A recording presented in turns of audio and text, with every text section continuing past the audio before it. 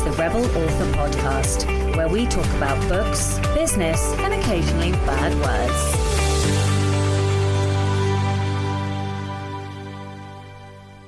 Hello, Rebels, and welcome to episode 4 of the Black Herron.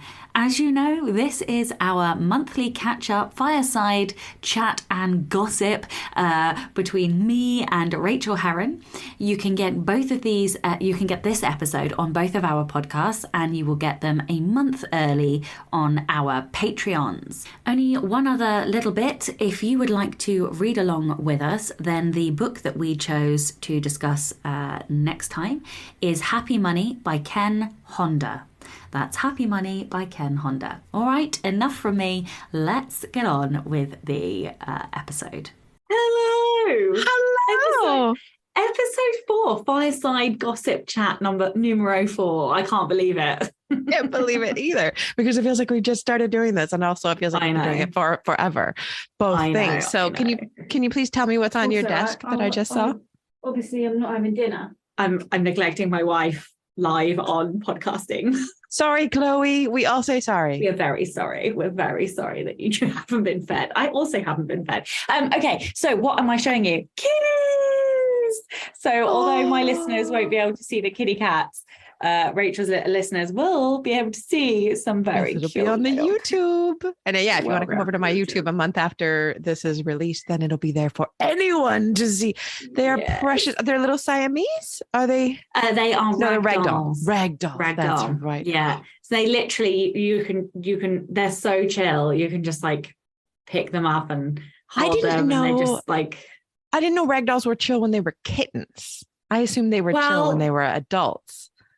I mean, they have their moments. Like today, we got with the laser pen, and they went pretty skits. Like they were like skidding across the kitchen and skidding across the hallway trying to catch the laser.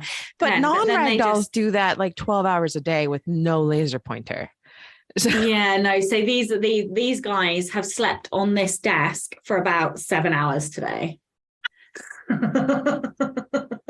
They're pretty chill. Yeah, they are pretty chill, which is good because we have a not so chill boy who's nearly 9 who just wants to pick them up and hold them and not put them down. So like it's good that we've got chill cats. Anyway, how's Becca?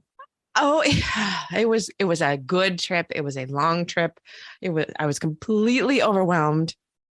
I did everything wrong. I did absolutely everything wrong in that I did, here we go talking about strengths, but my relator collects. Do you understand relator? I'm still trying to understand. Do you have it? So I don't. So I have 3 blues at like, I think it's 16, 17, 18 or 15, 16, 17. I think my first blue is either 15 or 16. So, and it's around there. It's in that cluster of the only blues that I even remotely touch. So in terms of no, but also my wife is top 10 relater. I have 3 blues in the top 10 and relators, I think 5 or 6. Yeah, it's 6. So yeah, I think Chloe's is 5 or 6. And definitely I see it all day, every day through her. What do you see? What do you see in her?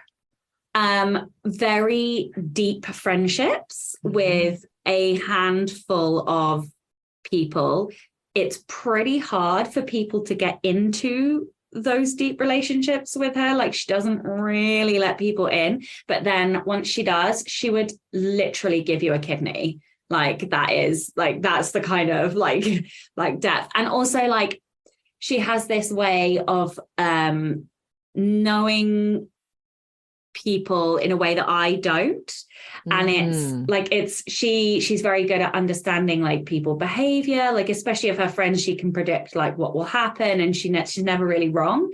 But it also makes her like there's quite a lot of boundaries and barriers, I would say, and she's quite happy to not have many people in those boundaries and barriers because she's got her people and that's it. Like those are her people. So those are kind of like the biggest things that I see. And also it's quite protective. So I have been hurt a number of times, even in this industry.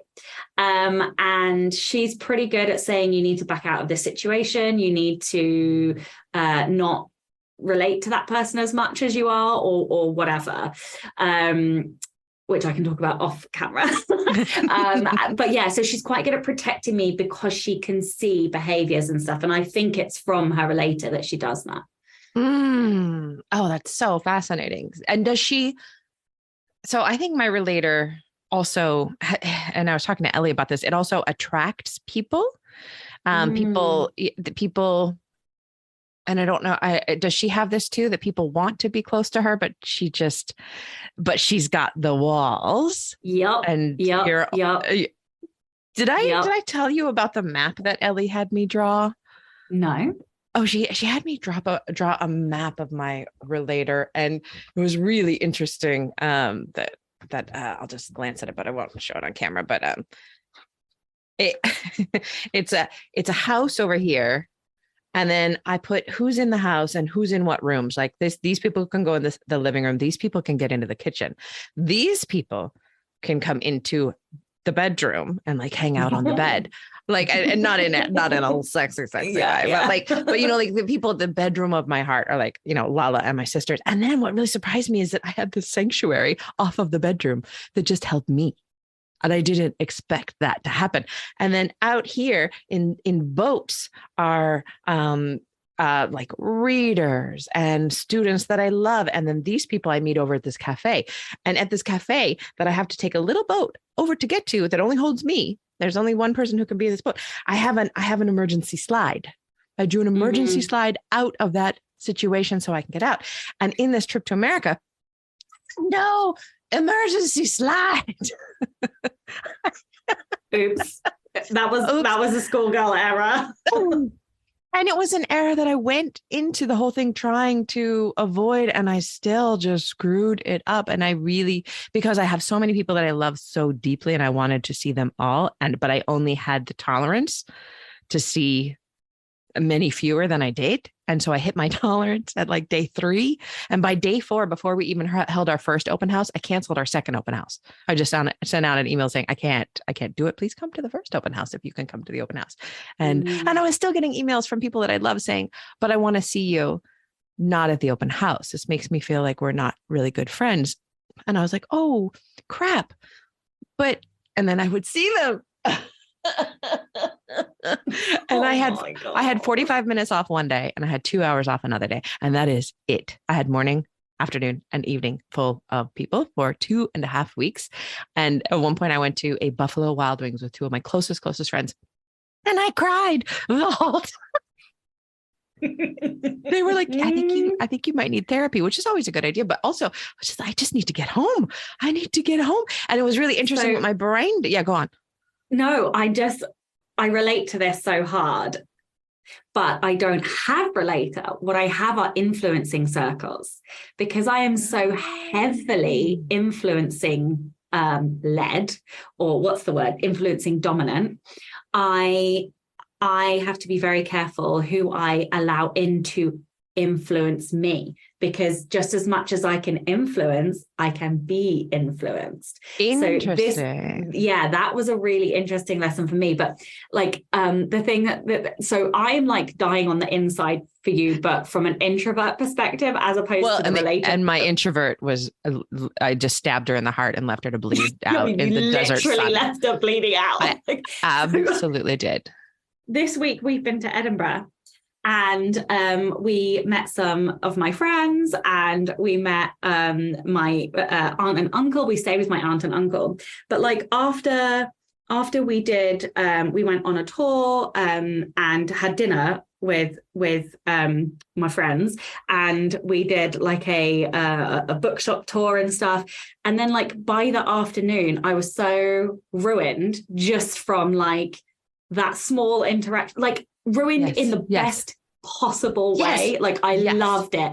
I literally was so full. My heart was like billowing, but I was fucked. Like literally fucked. That is exactly so all it. three of us, and it wasn't just me. Like Oh, thank God. this was like my whole family. So all three of us went back to our B&B and we put headphones on and none of us spoke to each other for like 3 hours.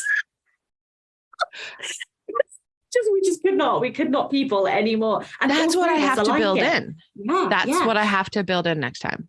Another example, on the drive up to Edinburgh, we were in a car with each other for 3 hours. So I was like, why don't we all listen to audiobooks individually with our own headphones?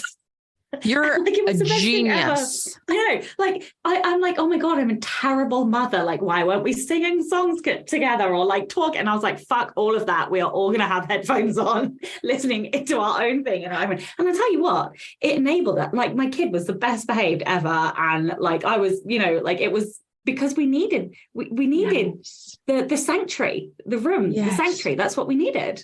Yes. And that is what I failed to bring with me was this sanctuary, and I had such a good time. And this is funny that I came to I came to New Zealand with the purpose of finding good friends, and I found good friends, and I have enough.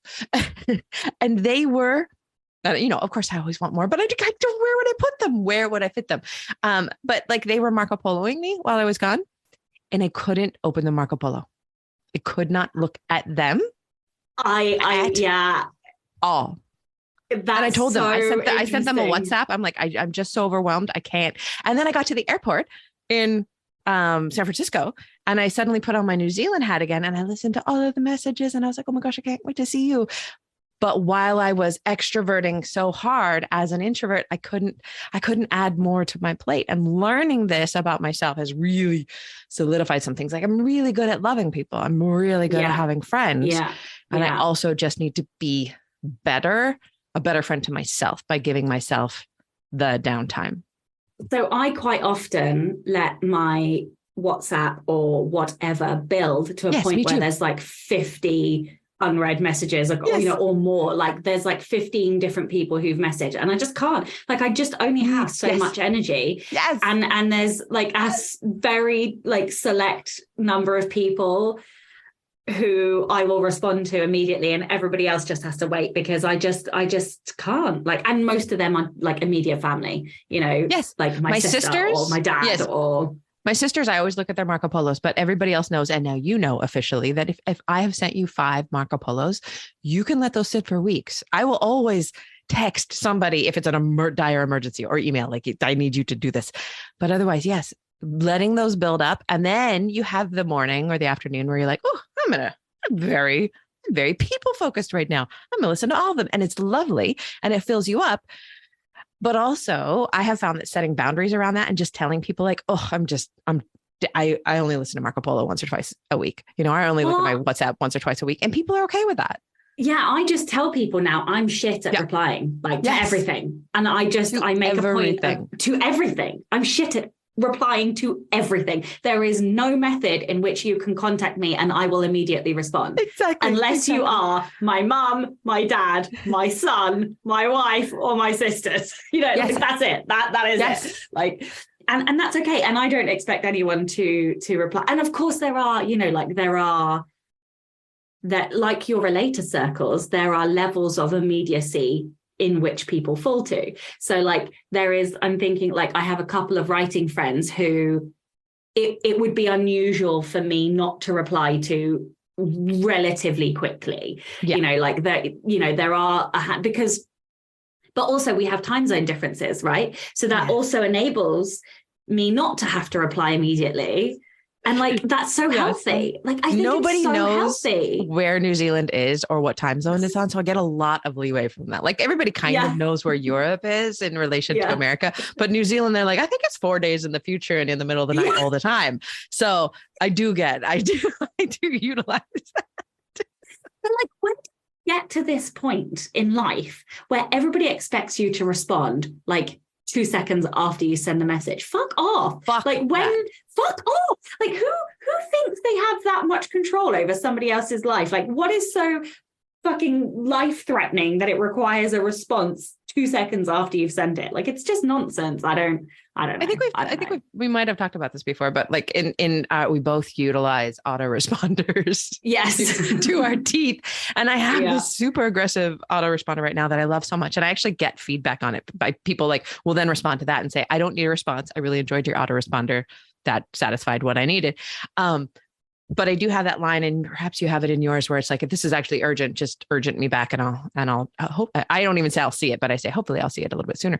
And I will get absolute strangers who urgent back and say, how do you find an agent? I'm deleting you now. Like, I don't delete much, I know. But I will delete that.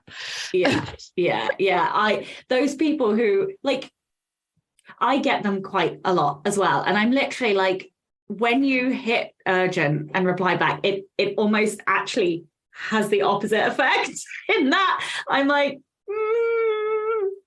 this isn't really urgent. So I'm just going to take even longer to reply now, like, which is terrible. I mean, of course. I love that you said that though.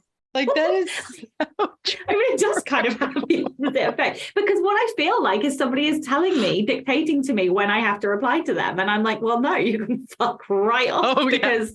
Do you know you're doing that to the OG rebel? Don't. Oh, no. I can only think of one time. It was like it was literally a banking thing. Like somebody it was a money related, like cut off by the end of the day thing. And I don't remember what it was, but it was like, he was apologetic. He's like, this is urgent. I need you to respond right now. And I was like, thank you. That's what it's used for. Right. And I would actually respond to that. Exactly. Absolutely. Exactly. I completely agree. So speaking about rebellion, in one of the museums we went to in Edinburgh, there was, we went to the Camera Obscura, and there was a button on the wall that said, do not touch this button. Like, absolutely do not. Do not and then the button, touch this button, comma, Sasha. Yeah. And then, I touched the button, obviously. Of course you did. Said you are like number 66,273 of people who touched the button. So apparently I'm not really a rebel at all. Like, we're all actually rebels. Oh, they were trolling. But I loved it. They were trolling completely. They were. I don't know what I would do. I think I would not touch the button, because I'd go into this like, oh, but they want me to touch the button, and then they're going to tell me something about myself. So I'm not even going to touch that button. Oh my God, I love it. But I'm much less of a rebel. Was such it. Yeah. I like recorded it and everything on like Instagram, like cackling. So I like pressed the button. But I have questions for you. Anyway, So I asked about America. That was one of the ones that I wanted to ask about. I want to ask you about one of Becca Syme's emails. So that is like, we cannot end this without having spoken about that.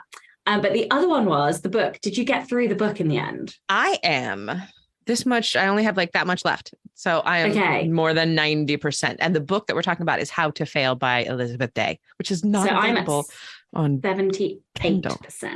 That's nice. So weird. Yeah. It's so weird. I don't understand what that is even is. Maybe they're doing something on their end with a release or something like that. Yeah. Do you want to talk about it?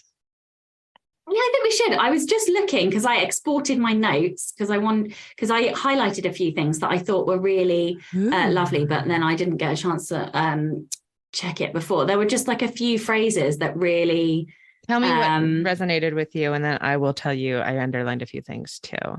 What does it mean to fail? I think all it means is that we're living life to its fullest. We're experiencing it in several dimensions rather than simply contenting ourselves with the flatness of a single consistent emotion. And I was like, oh my God, I love that so much. That was amazing. I loved that one. What did you think of the book as a whole? I know neither of us have actually quite finished it. I've almost finished it. You're slightly closer to having finished it than me, but here's what I think. I really, really like it, and I like her, and I love her podcast.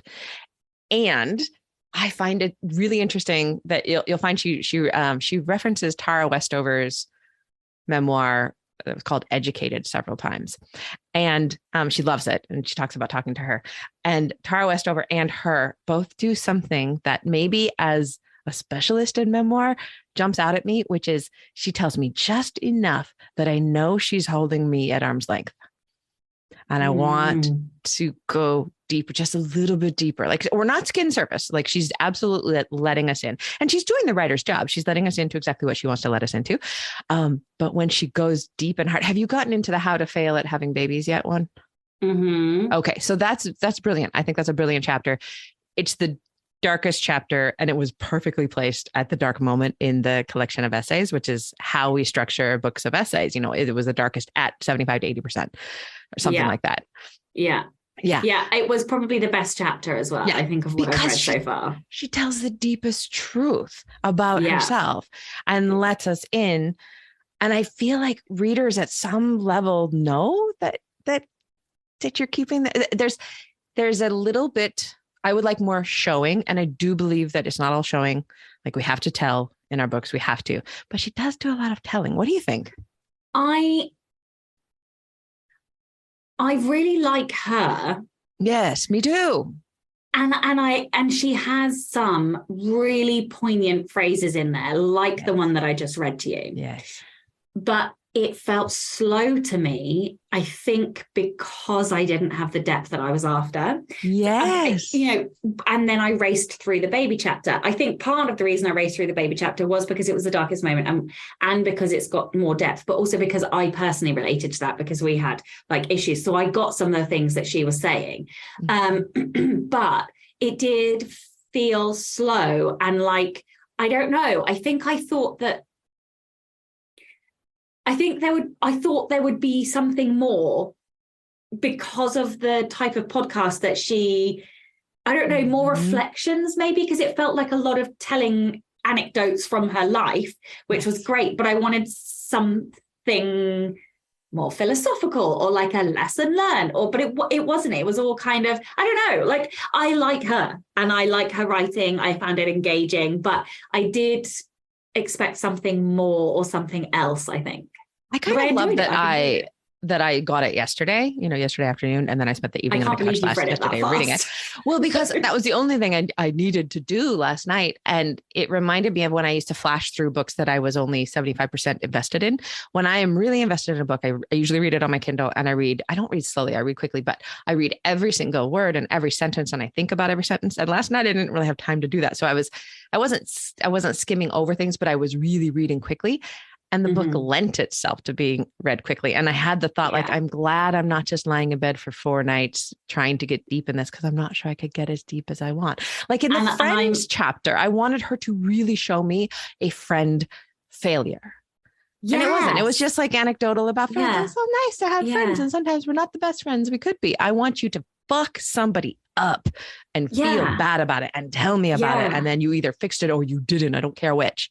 Or be fucked up. Yeah, or be fucked up by a friend. I want to see the damage. I want to feel the damage. Yeah, and I do think that she does say quite a few times, I am privileged, I am white, I am middle class. So this is through my lens. But like, I don't feel like if the hurt was enough for her to feel like it was a failure, show me that. Because like you can have friendship failures that, like, for example, I lost some friends last year and it was so sudden. I was literally talking to Chloe about it today. They were like really, really good friends. So much so we'd been abroad multiple times. Ooh. Yeah. And then this is a failure. They cut us off. Like they literally cut us off. Like I can talk about it more like off the podcast, but it was like a death. It was a sudden death. Absolutely. For us. And like my relator just shriveled and died. Yeah. Like I don't even know how I would handle that. And Chloe's too. Like and like it was not okay. But in the grand scheme of things, it wouldn't be seen as like it would be one of those first world problem type failures, but the depth and the pain of which I felt, I could convey that in a way that would be deeper, I think, right? Like that's the thing that I was missing, that emotional connection, except the baby chapter. Except the baby chapter. Exactly. And in fact, this morning I woke up and I've been writing this essay for my Patreon that needs to go out, on Monday because it's the end of the month. And it's about my America trip. And I have really been struggling with it. I'm like, what am I doing? Because I was trying to entertain, which is something we both always do, right? And she does really well because she is a journalist. She's trained. She's written many, many, many, many, many, many well-received, entertaining, and deep pieces of journalism.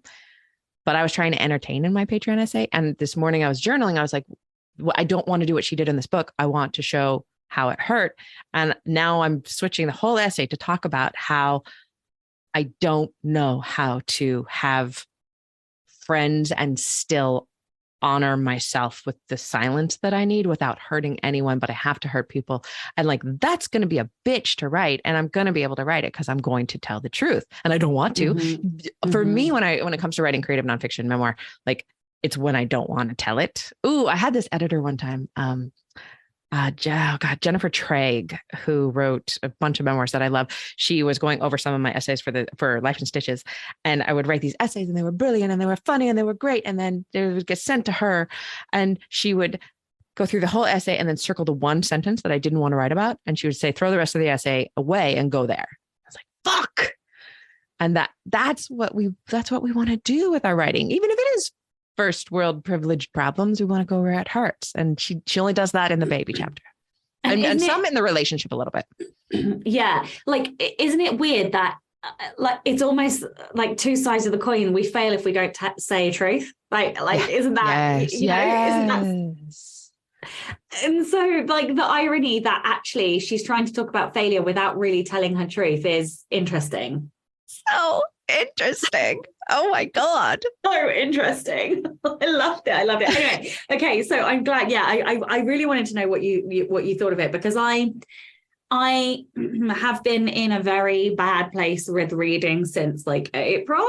And like before I was reading, I would say 3 to 5 books a week, closer to the 5, I would say. And now I'm struggling to get through like 1 a week. And this one, because it was slow and I didn't feel that emotional depth. And you didn't have a panic that you had to do it and talk about it the next day. That's how you should have done it. I know, exactly. So it's taken me ages. So I'm hoping that I will get through it tonight. Yes, so the other thing that I wanted to ask you, apart from work, let's talk about work first. Let's talk about work. So I want to ask you. Oh, okay. You were going to finish a book. Where was I? Where were we? No. So we last spoke at the end. It was the last week of September. And had I even started? Yes, you had. Well, had you? Yes, I started on the 16th of September. I remember. Yeah, because I think maybe you were halfway through or something like that and you were going to be done. And I think you wanted to have a revision done. Am I wrong about that? No, you're not wrong. So here's what happened. Woman. Here's what happened. I wrote the book in 2 weeks and 4 days. Oh, Jesus Christ. So I wrote the book ridiculously fast. And this was the novel? This was a novel, 70K. Yes. I wrote 70K. Yes. Holy shit. Yeah. Bear in mind, I've had this week off. Good. And so what happened is I went into decision fatigue. So I hate decision fatigue. I have learned a lot of lessons. I've had to have like extra coaching. So here's what happened. I back-ended a lot of the decision making about the world building. What does back-ending mean to you? I'm not sure what you mean by that. Okay, so I decided all the plot, and I knew the main characters, and I knew kind of the characters around. And then I wrote the book, but what I didn't decide were like the brother's name or like the name of an object, which then influenced the color of a uniform. And so what I did was I shoved all of that to the end and I wrote myself notes in it. So I knew the things that I would have to decide, but I didn't make any of the decisions. So instead of writing like the name of the brother, I would put brother in capital letters. So what that did is when I came to edit, I had a metric fuckload of decisions to make. But yeah. But you see, not only was I trying to do that, the minute I go into drafting, I'm then starting to think about the marketing. And this is under a secret pen name, which I then destroyed the TikTok account because I'd had my face on there. So I deleted that account. I did wonder about you having your face because somebody was going to see it and put it together. It's gone. Okay. Yeah, it's gone. It's gone. So I've started a new one in a new name, but I've done nothing yet. So anyway, but then I had to decide a new name. I had to decide if I was having a website. I had to decide if I was what are the branding colors? What is this? I needed to do a cover brief, which is all the decisions. And I just went. I hate doing the cover briefs. That's a massive decision crunch time. It is huge. That is, I think, the worst decision of them all. Yeah. It's the most exciting, but also the hardest. Anyway, so I went into massive decision fatigue, and I stroppily messaged Ellie, and I was like, "Why the fuck am I editing so slowly?" And so, of course, she was like, "Look, here is what you can do to fix this. When you draft like this in the future, at the end of every writing session, you have to go back through and pick out all the capital letters notes to yourself, and you have to make the decision there and then." She was like, and then make those changes so that when you come to, because what I was doing was leaving them in the manuscript instead of putting them on Post-its so that the Post-its then got dealt with. Because the Post-its are where you hold them. Exactly. Yes, that is my life. You have to put them on Post-its so you can see them outside the manuscript, not inside. Yeah. Exactly. Yeah. So that's one thing that I need to do. And I think I will definitely make more decisions going forward, before I write. And also, this is the first book in a new series. So she was like, it is going to be slower. Book 2 will be faster because you've made all of these decisions. Right. Yeah, exactly. So long story short, I have edited 27,000 words out of what is now 77. So I've written 7K in editing 27. In 3 weeks, and you had a week off, and you feel like you're going slow. You're not going slow. You animal. It feels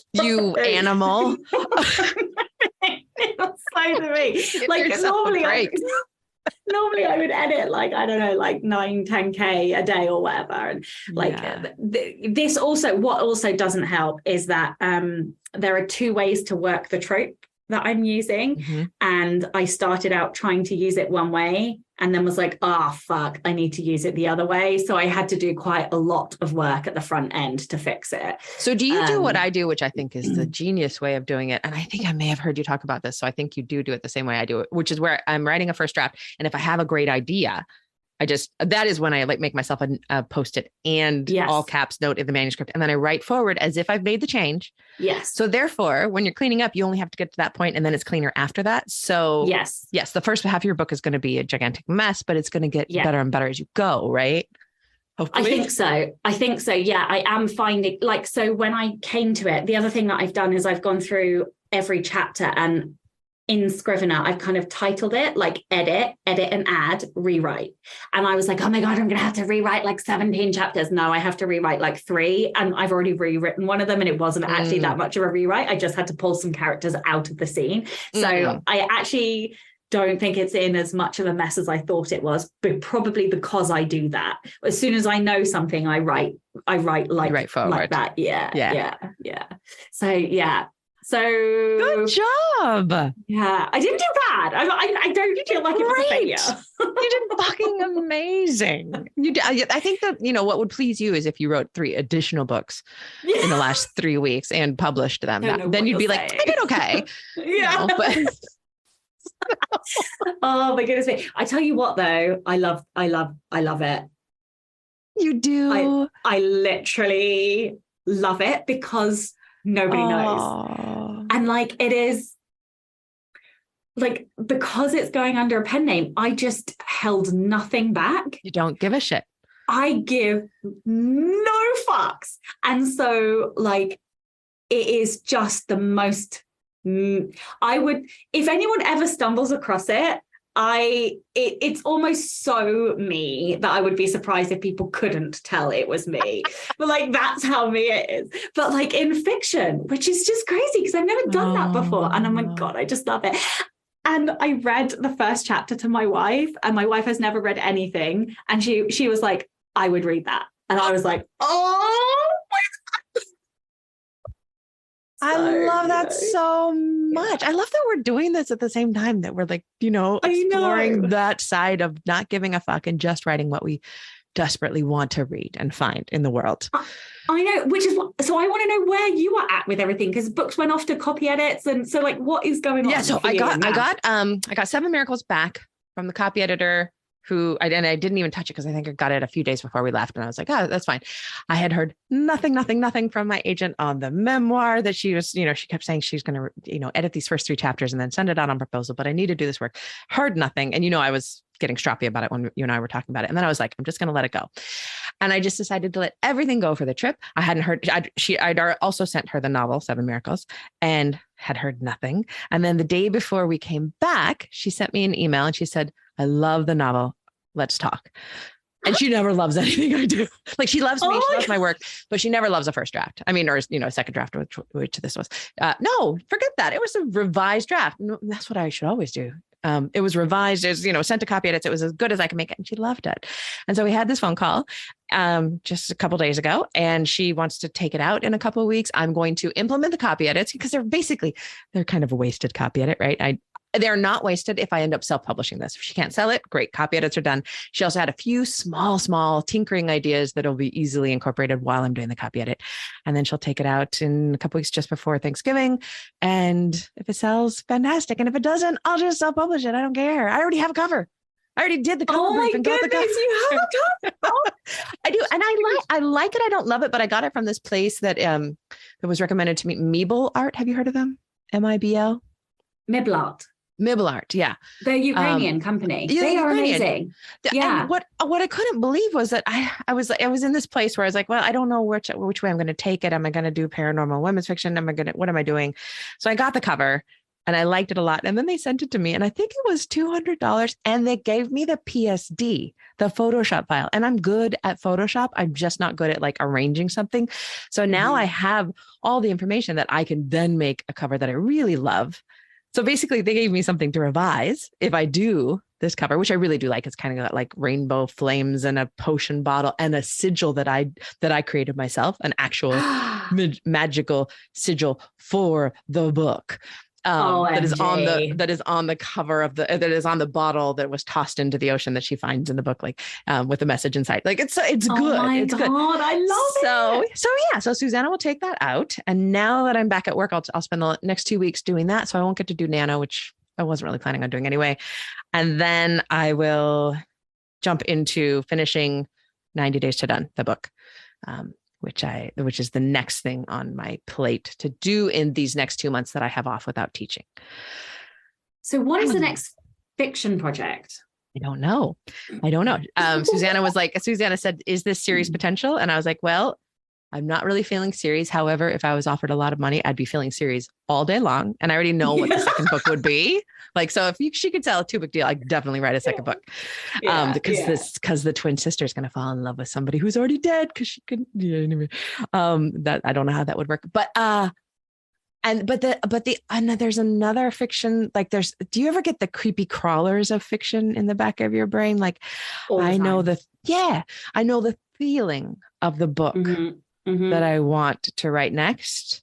And I don't know what it is. I have no idea what it is, but I have the feeling. And I also have my wonderful assistant, Ed, is always throwing ideas at me. And he's had some really good new memoir ideas for me too. So after I do the recovery memoir, the fix, wherever that ends up going. And I've got the New Zealanders books that I'm writing about, moving to New Zealand, which really feels like it's coming to a close. It'll be a short memoir, but I think I'll probably self-publish it. I keep saying that. But the trip really solidified something for me. And it was beautiful that when we were leaving this, 15 months ago, when we left the States, leaving, especially my sisters, I could cry just thinking about it, was tearing out my heart. I felt it was a death because they're my life blood. And this time I just hugged him and I cried a tiny little bit and I said, okay, bye. Because I was going home. When we left 15 months ago, I didn't have a home. We didn't even know what city we would live in. We knew nothing. We didn't know if we were making the right decision.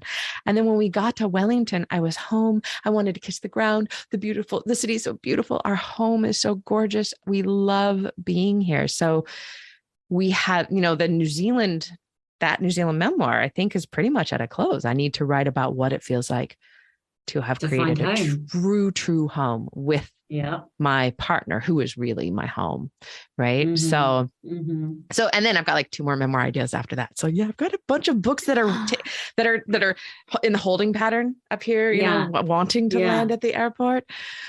I love it. I love it. I that tickle thing is usually like, it's not always a feeling for me. Sometimes it's like a concept or a thing that I want to say, or it's, like there is always something. And I usually have the next series or thing whilst I'm doing the previous one.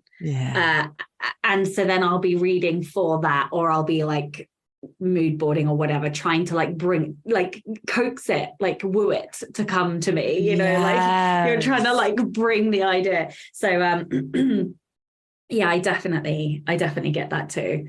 So this new series, this new venture of yours, the secret one, what kind of series is this going to be? Remind me, how long do you want the series to be at this point in your head?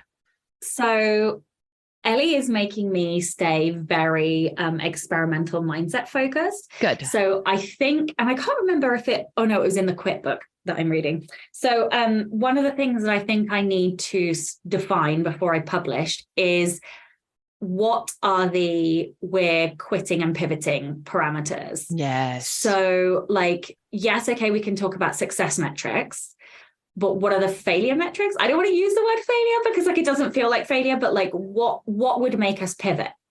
And when do we know that we're going to pivot? Is it after 1 book? Is it after 3 books? Like there needs to be, I think, some parameters for me.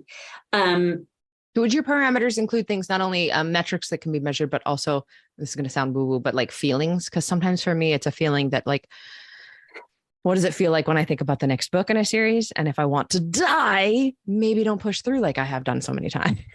So, well, and this is the interesting thing for me, like, and I've been having conversations about this because I have 2 very different strengths that push me in very different directions. So we have significance, who like wants everything to be important and it to be meaningful and for it to be beautiful and us to have an impact. And competition wants to earn some fucking money. So like, and competition is 1 and SIG is 5. However, SIG can often like dominate comp.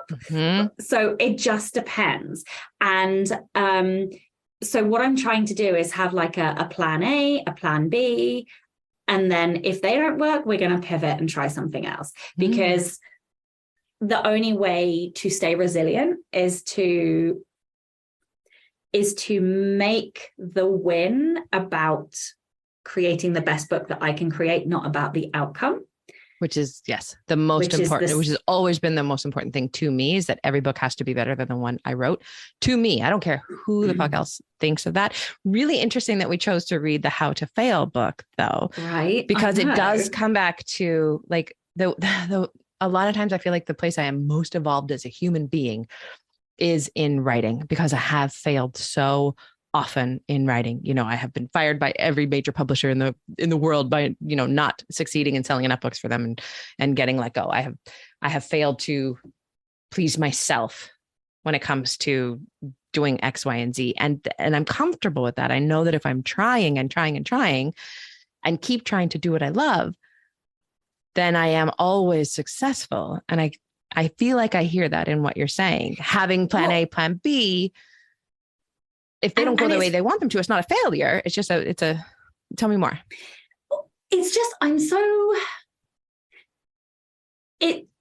you have to define what the metrics are that you're measuring, right? Because what is success? If you are going into a genre that is fast paced, cleaner, less description, and rapid releases,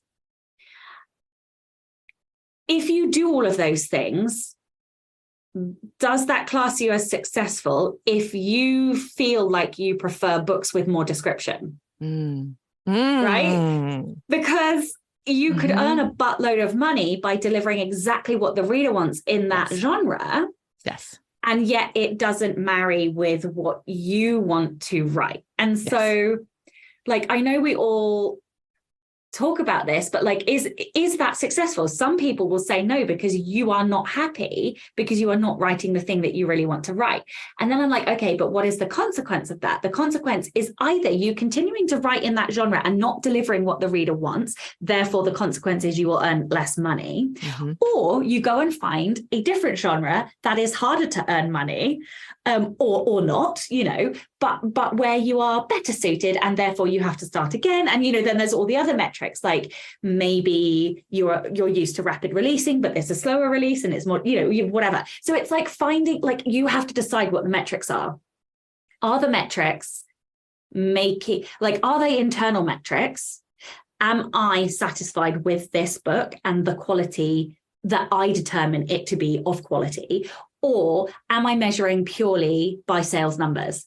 Because, like, it's like, I don't know, like, I always feel, I don't know, I want the sales numbers, but also I feel like that isn't always a marker, or it's not a marker of quality of a book, because it's a marker of how well you've marketed and delivered something that the reader wants. So I honestly feel like the success is finding the sweet spot between what you want to write and what the reader wants, and that there's a market there. And I don't know if I'm doing that this time around, to be perfectly honest. And what Ellie keeps telling me is just write, well, she doesn't say it in exactly these words, but she's like, just get the fucking book finished, because you've got no data. Until you publish the fucking book, you've got zero data. So, like, and that's so true. I don't have any data. So all I'm doing is going round and round and round, looping, because I have no data. And until it's out there and until I can see the response, I'm going to continue to have no data. So what do you think? I don't know. The marriage of the internal metrics and the external metrics, when they finally hit and coalesce in the place that pleases both, is what I know that I'm after, which is why I'm always kind of pivoting slightly. What is your, when do you want to have this published by, the first book? Are you holding it, or are you going to release it and then write the next book? Release. Yes. So, like, I have a release date. If I get it and hand it to my critique partner I'm looking at my Gantt chart, on the 11th, 13th at the latest of November, then I will release it on the 26th of January. I like how like excited, like you just got like all sparkly while you were talking about that. And the reason I will do that is because I should be writing book 2 in January. Yeah. So I can then have book 2 on pre-order. Yes. But there's lots of ifs and buts. So, you know, like, if I don't get it to my critique partner on the 13th of November, then the date's going to shift, because you know, so on and so forth. So yeah, I will try to have book 1 out as fast as possible, with book 2 on pre-order. They are episodic standalones. Mm-hmm. Does the main character go from book A to book B, or are they? They're different main characters, but all the characters are in all of the books. Okay, great. Yeah. That's so exciting. Yeah, I am. I love it. I love it. Like, really, really. And this is why I have to be so careful, because I don't want to get too emotionally invested. No, fuck that. You get to be as emotionally invested as you want, because you are resilient enough to have your heart broken if that's what has to happen. Don't hold back any of the emotion. Can't I just pour it all into the book, and then, like, so there's nothing left for me to have any emotions about the outcome? You have, like, I don't have so much extra. You've got all the extra. You've got all of that. I don't like it. I don't like it when you and I, you know, other people, but when we try to protect ourselves from that, we can't protect ourselves from shit like that. You can't. I know, you cannot. But I want to, if it doesn't work, I want to be able to pivot faster. And the only way to do that is to be more rational and less volatile emotionally about the outcome. And that's why you have metrics set up in advance. And then you also have your emotional state and your connectedness to it as something that you talk about, with Ellie, that is just on the board. And you get to ask, am I being unreasonably emotional about that? Is, you know, or do these metrics? No, just plan for that. Don't try to hold yourself back. You won't succeed. Yeah, I know. The irony. How to fail at emotions. Me. I mean, just let yourself be excited about it. It's not the excitement, it's the wanting it to succeed because I love it so much. That's dangerous, a dangerous place for me to be in. Yes. Yeah. That's the thing that I'm trying not to do, because I will love a thing so hard. I will love it to death, literally. So yeah. I have to, that's the bit that I'm trying to like be back about. But yeah, I don't know. We'll see. I'm trying to put everything into the craft of the story. And this is the interesting thing. It isn't what I used to think was the height of what I want my craft to be. But I love what the craft is in this book. So it's like I found a new piece of me. That's awesome. Yeah. So like I do just love it. You do look like a Twitter-pated fool. You just look like you have fallen in love, and remember, you're in bed jail, like love jail. That's fine. We won't see you for a few months.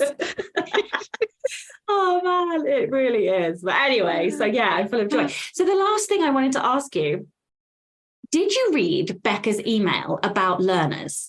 I don't think so, because I'm behind an email as usual. And I usually save Becca's to actually like read and watch the videos. Can you encapsulate it for me? And because it's really affected you, and I would like to know. It has massively affected me. Where's my learner? So, my learner is 12, so it's pretty high. It is, and you have input. So you may like this. Yeah, exactly. It's 100% influenced. So, and I don't want to, I will say that I don't want to summarize Becca's words incorrectly. So definitely go and read them in her words, yes. Because she will do a much better job of explaining it. So I will tell you what I have taken away personally, and what I'm going to do, rather than telling you exactly what she said. Perfect. So what the summary is a kind of build your own year-long learning program. And I did see this, and then I closed it immediately because I'm like, I have to go deep. I want to like spend time with this. I need my journal in my hand. Yes, literally.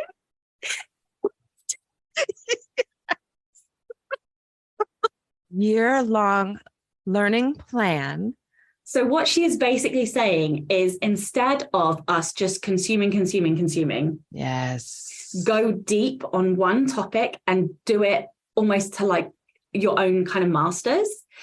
And my input is just like freaking out with happiness and joy. And then she was like, talk to all your input friends and get them to give you resources and links and courses. But the really important thing that I took away is that for me, it's important to consume all the things, but it's about the action that you take afterwards. Yes. So what I am doing is, every book I read, every course I take, every seminar I do, I brought a new notebook because obviously, but it's A4, and every like hour long session or whatever will have one page. Every book will have one page. I'm not allowed to write any more notes than one page. That is it, because I have to have the salient points out, because I'm going to turn them into action. So everything will have an action that comes out.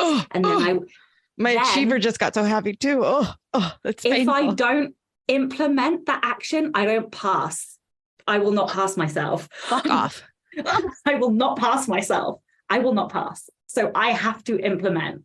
And that's why I'm going to be really careful. Number 2, intellection, and number 3, achiever. And what you have just said is like crack cocaine in my brain, especially the don't pass. Like there's my number 9 competition is like, no, I'm going to motherfucking pass.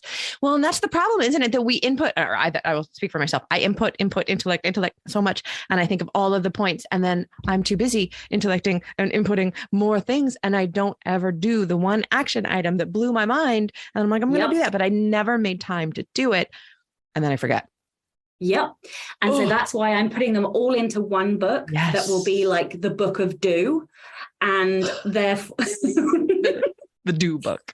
It will be the do book. Right. Exactly. And like, I'm going to be really strict about, I'm only allowed a page, because otherwise, what am I going to do? Yes. I'm going to write 15 pages and I'm never going to go back to those 15 pages because that's me. That's what I do. Me too. Me too. I'm like, I have to condense it onto one page only, and like 3 actions or whatever. Maybe one book has 20 actions and one only has 3, one has 1, whatever. right? Exactly. One, exactly. But the point is to take action on them, and otherwise I'm not going to pass myself.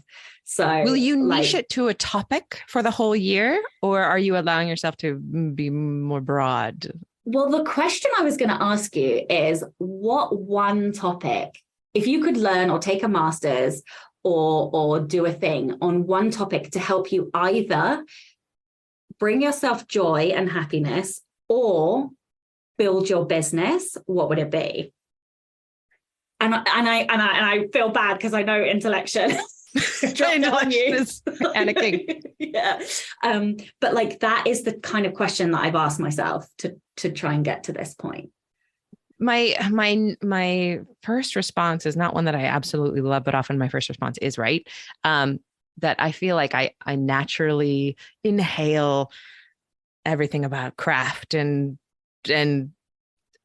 I'm happy. I know how to write. I know I don't have a problem writing. I don't have a problem doing the work. I don't need, we could all use more help with everything, obviously. But for me, the actual plan of marketing and reaching readers is what I need more. Look at your face. Your face is that what you're coming to too?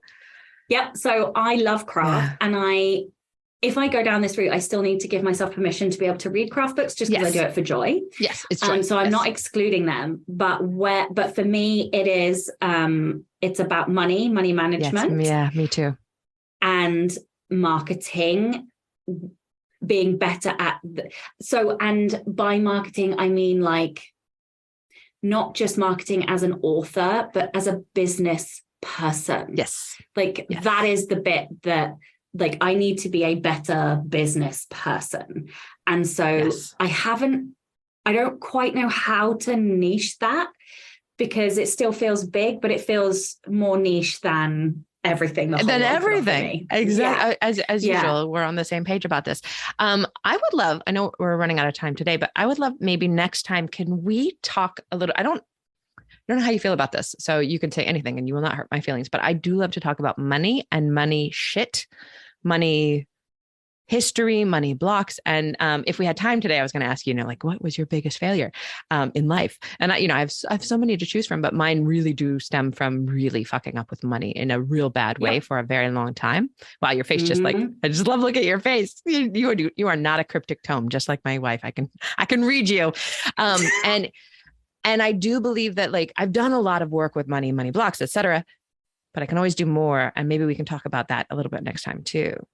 Yeah. To summarize, I had 40 grand's worth of debt that I had to clear. I cleared it in like 3.5 years before I quit my day job, because otherwise I wasn't allowed to quit my day job. But that was like, and it wasn't necessarily mismanagement. It was a series of circumstances that happened that led me to that point.